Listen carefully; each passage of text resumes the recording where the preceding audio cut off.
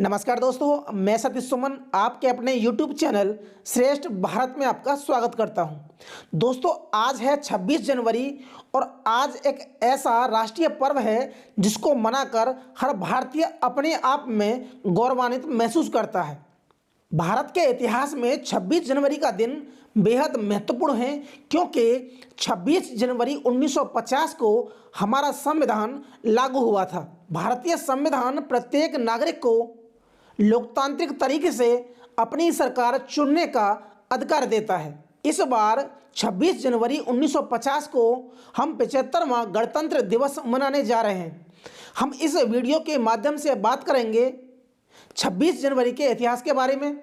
हम बात करेंगे कि हम 26 जनवरी को ही क्यों गणतंत्र दिवस मनाते हैं। इस वीडियो के माध्यम से हम ये भी बात करेंगे कि 15 अगस्त और 26 जनवरी को दोनों दिवसों पर राष्ट्रीय ध्वज फहराया जाता है, लेकिन दोनों के राष्ट्रीय ध्वज फहराने में अंतर क्या है। तो चलिए दोस्तों, हम वीडियो शुरू करते हैं और बताते हैं 26 जनवरी के बारे में। हम सभी जानते हैं कि हमारा देश 15 अगस्त 1947 को अंग्रेज़ों की गुलामी से आज़ाद हुआ था। संविधान के निर्माण के लिए एक संविधान सभा का गठन किया गया, जिसकी पहली बैठक 9 दिसंबर 1946 को हुई। संविधान सभा के अंतर्गत 22 समितियों का भी गठन किया गया था।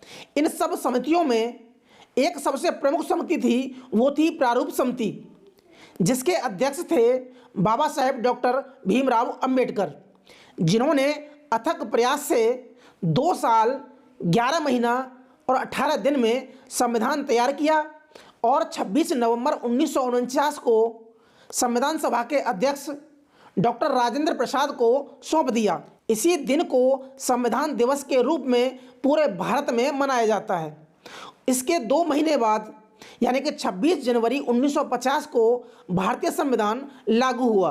तो प्रश्न ये है कि जब 26 नवंबर 1949 को भारतीय संविधान बनकर तैयार हो गया था, तो फिर 2 महीने बाद यानी कि 26 जनवरी 1950 को इसको लागू क्यों किया गया। तो इसके पीछे एक तर्क है कि भारतीय राष्ट्रीय कांग्रेस ने दिसंबर 1929 को लाहौर अधिवेशन में पूर्ण स्वराज्य का प्रस्ताव पारित किया था और 26 जनवरी 1930 को रावी नदी के तट पर पूर्ण स्वराज्य के प्रस्ताव को पास कर जश्न मनाया गया और तिरंगा फहराकर यह ऐलान किया गया कि 26 जनवरी को हर साल स्वतंत्रता दिवस के रूप में मनाएंगे। 15 अगस्त 1947 को आज़ादी की तारीख अंग्रेजों ने मुकर्रर की थी। भारतीय संविधान 26 नवंबर 1949 को बनकर तैयार हुआ और इसके 2 महीने बाद 26 जनवरी 1950 को यह संविधान लागू हुआ। इसके बाद भारत को गणतंत्र संप्रभु घोषित कर दिया गया। 26 जनवरी 1930 के पहली बार स्वतंत्रता दिवस मनाने के ऐलान को महत्व देने के लिए यह दिन चुना 26 जनवरी। भारतीय संविधान के अनुसार भारत सरकार का संवैधानिक प्रमुख होता है राष्ट्रपति। यही कारण है कि भारत के राष्ट्रपति द्वारा हर साल गणतंत्र दिवस पर राष्ट्रीय ध्वज तिरंगा फहराया जाता है।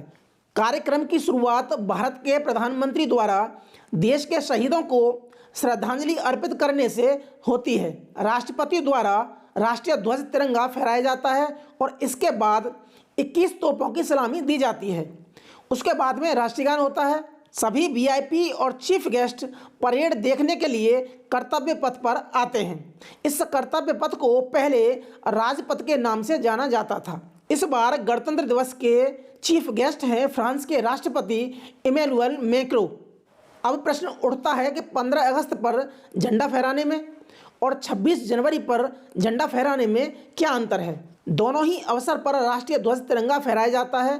15 अगस्त को राष्ट्रीय ध्वज तिरंगा ऊपर की ओर खींचा जाता है, उसके बाद फहराया जाता है। इसे ध्वजारोहण कहा जाता है और 26 जनवरी के दिन राष्ट्रीय ध्वज तिरंगा ऊपर की ओर बना रहता है, सिर्फ इसे फहराया जाता है। इसको झंडा फहराना कहते हैं। तो आप सभी को 75वें गणतंत्र दिवस की हार्दिक शुभकामनाएं।